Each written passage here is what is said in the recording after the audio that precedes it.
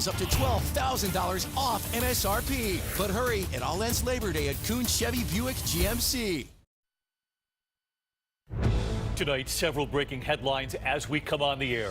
President Trump tonight doubling down his new threat to strip security clearance. Our correspondent asking the president, are you trying to silence your critics by taking away their clearance? What the president says.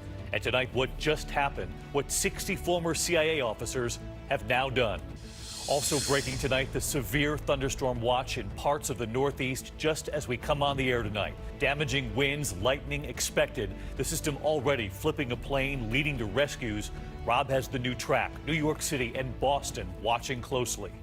Also developing what the judge in the Paul Manafort trial has now revealed. The threats, why the U.S. Marshals are now involved. And the note from the jury late today. What it reveals as jurors already ask for a larger room. The husband and father under arrest after police believe they found the bodies of his pregnant wife and 2 daughters. Tonight, what we did not know.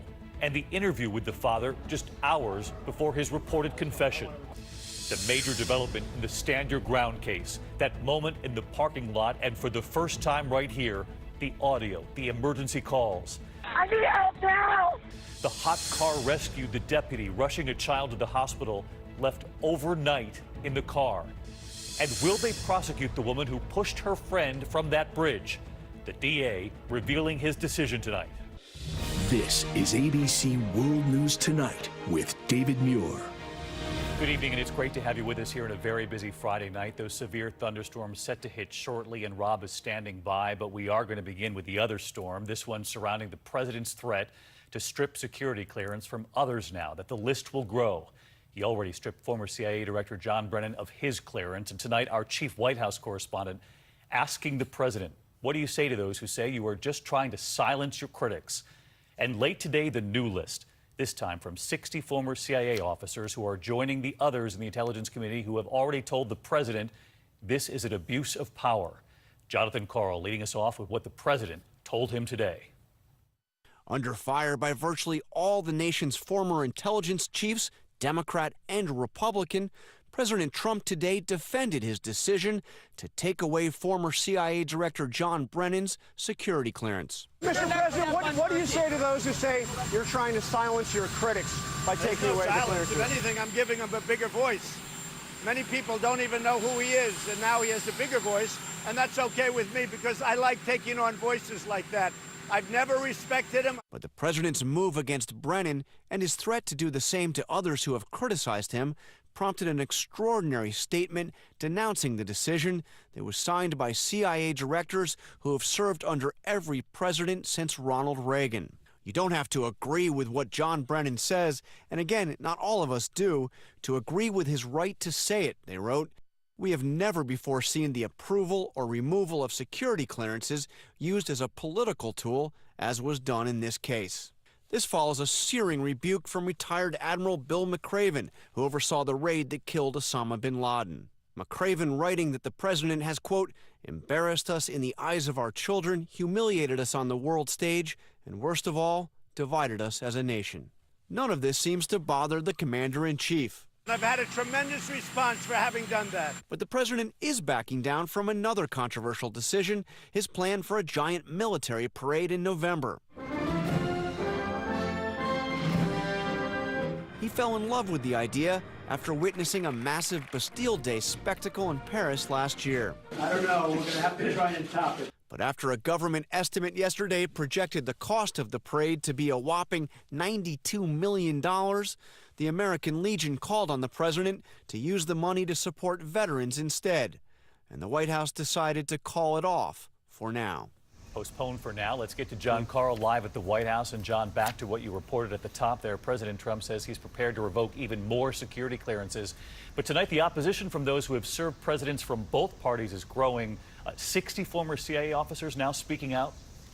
David, these are 60 former officials who served throughout the CIA under Republican and Democratic administrations, and they are adding their voices to those condemning the president's move to strip the security clearance from John Brennan.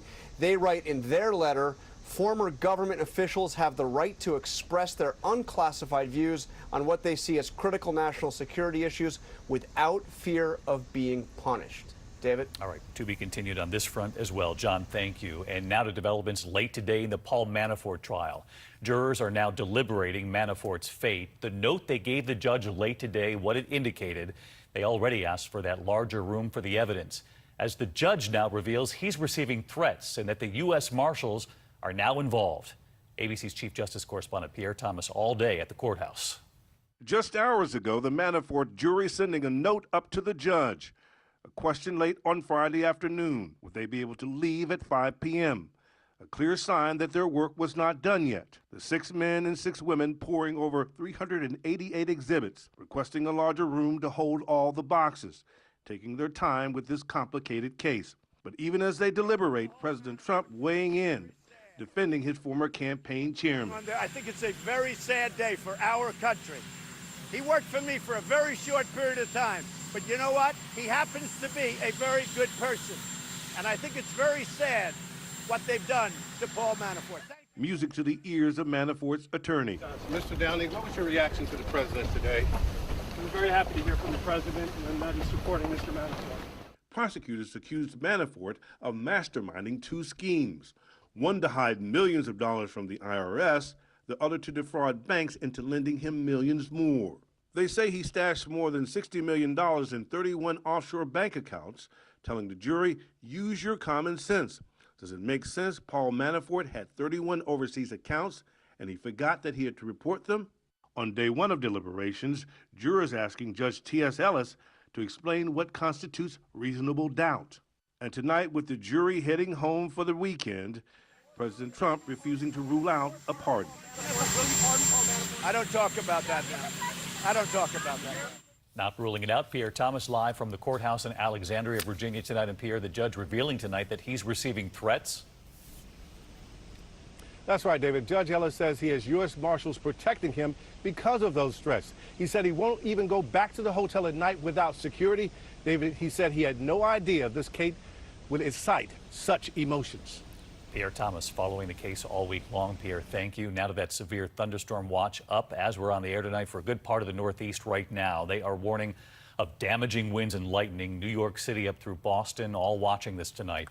The system already bringing heavy rain, flooding Interstate 43. That's from Milwaukee right there. Drivers in their cars stranded in both directions. Strong winds flipping over a small plane at an airport in Tulsa. The Northeast is next tonight, just as millions are heading home from work. So let's get right to meteorologist Rob Marciano, right along with me, working double duty this Friday night. Hey, Rob. Hi, David. We are seeing widespread coverage of strong thunderstorms inland parts of the Northeast, even to our west, a towering cumulus shrouding the sunshine. Here's what it looks like on the radar. That watch you mentioned up until 11 o'clock from Pennsylvania through southern parts of New England. And a lot of these areas have seen twice the normal amount of rain for a month in the last round of rain. So saturated soil could see more in the way of flooding. And it's going to be a while before this front pushes through. Not till really tomorrow night. So another round coming tomorrow afternoon for the I-95 corridor. And then it lingers down to the south for more lingering storms right through Sunday. David? So problems tonight and right through the weekend, Rob, are thanks to you. And next tonight here, authorities are now revealing new and disturbing details about that case involving the pregnant mother and her 2 young daughters who went missing in Colorado. Tonight, new reporting here about where police believe they have found the 3 bodies. And you will hear the interview with the father, who just hours before his confession was pleading for his wife to come home. That confession reported by police and ABC's Clayton Sandell from Colorado tonight. These videos posted to Facebook seem to show Chris Watts as a devoted father. He reads me books, he ties my shoes. But investigators say Watts' wife and children became his victims. According to court documents, what's believed to be the girls' bodies were found submerged in an oil tank, his wife's body in a shallow grave. Chris Watts, emotionless in court Thursday, arrested for allegedly murdering his family. The stunning drama beginning Monday around 2 a.m. when Shanann Watts returns from a business trip. Chris later telling a reporter they had a disagreement. It wasn't like an argument. We had an emotional conversation, but I'll leave it at that. But I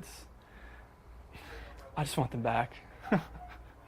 He claims he leaves Shanann, Bella, and Celeste for work around 5:15 a.m. Monday. But when Shanann, who was pregnant, fails to show up for a doctor's appointment, around 2 p.m., a concerned friend calls police. By Tuesday at 1 p.m., Chris is on TV pleading for help. I need to see everybody.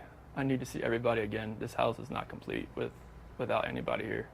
Former FBI agent Brad Garrett telling David trained observers would find him unconvincing. And right down to his body language, Brad. His arms are crossed on that front porch. His arms are crossed. He looks down a couple times, you know, and he talks in generalities. Just after 11:30 p.m. Wednesday, Watts is taken into custody and transported to jail. His story reportedly changing to a confession. Family members tell ABC the couple was having marriage troubles, but whatever so completely shattered a seemingly idyllic family life tonight remains a mystery.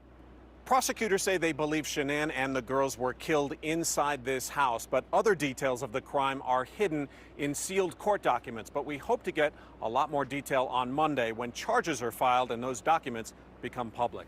David. All right, Clayton, our thanks to you again tonight. And now to new developments this evening in that Stand Your Ground case in Florida. The white customer shooting and killing a black father during an argument over a parking spot, his son watching. At first, the man with the gun was not charged. They said it was Stand Your Ground. Then prosecutors said they would charge him. Tonight, his not guilty plea and the audio, the emergency calls from that parking lot for the first time. Here's ABC's Steve Osunsami. I need help now. In the calls for help released tonight, you hear the voice of Brittany Jacobs, the girlfriend of the young man seen on this security camera taking a bullet from a stranger and then running back into this Clearwater, Florida convenience store with a fatal wound. Okay, where are you? Where are you? Store. I just need help. 28-year-old Marquise McGlockton died, and 48-year-old Michael Draka is in jail tonight. Police originally declined to charge him, saying he was covered by Florida's Stand Your Ground law. Prosecutors now say Draka began the trouble, arguing with Jacobs on July 19th because she and her children were parked in a handicap spot. When McGlockton comes out and sees the yelling, you see him push Draka to the ground. That's when Draka brings the gun in his pocket to the argument. I came outside and then I watched it happen. So, okay, yeah, we did. You got shot point blank.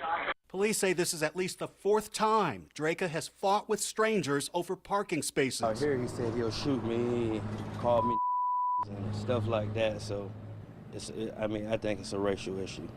Draka is charged with manslaughter, not murder, and tonight he's officially pleading not guilty. David? Steve, thank you. And now to the dramatic rescue in Florida. We have reported here on this danger often, children trapped in hot cars. Tonight here, newly released video of a 3-year-old girl found locked in a superheated car, slipping in and out of consciousness. She was saved, but as you're about to see, it also had a profound impact on the deputy pulling her out. Here's ABC's Whit Johnson. Tonight, newly released video showing a desperate race against time. A Florida deputy clinging to an unconscious 3-year-old girl trapped in a hot car overnight for nearly 12 hours. Can you talk to me? Talk to me, sweetie. Seminole County Deputy Bill Dunn rushing the girl into his patrol car, immediately blasting the AC. Sadly, I didn't think that she was alive when I got to her. I felt for a pulse. I didn't feel a pulse. The deputy encouraging her. You're okay. Then signs of life as he races to the ER.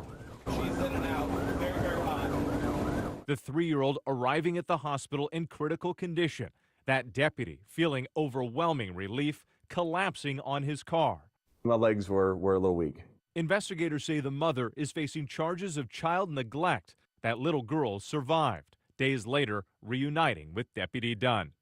In another incident in Atlanta this week, a 4-year-old boy was rescued from a daycare van after honking the horn repeatedly, even taking off his shirt and shoes as he was overheating. And sadly tonight, we're just getting word of an infant who died in Florida after being left in a hot car. David? All right, Whit Johnson tonight. Whit, thank you. There's also news tonight about Tesla CEO Elon Musk. Shares of the electric car company plunging nearly 9% today. The New York Times reporting board members are now concerned about his behavior, including his use of Ambien sleep and his recent tweet that the company might go private, among other items. Musk calling the past year, quote, excruciating. And news tonight with the midterm elections fast approaching. President Trump praising the economy today, saying it will help Republicans on Election Day. And our colleagues at 538, now part of ABC News, launching their forecast model for November 6th. Given the current data, 538 now giving Democrats a 3 in 4 chance of winning control of the House. The GOP with a 1 in 4 chance tonight. The data indicating Democrats are most likely to pick up about 35 seats, they say. They need to flip at least 23 to win a majority in the House.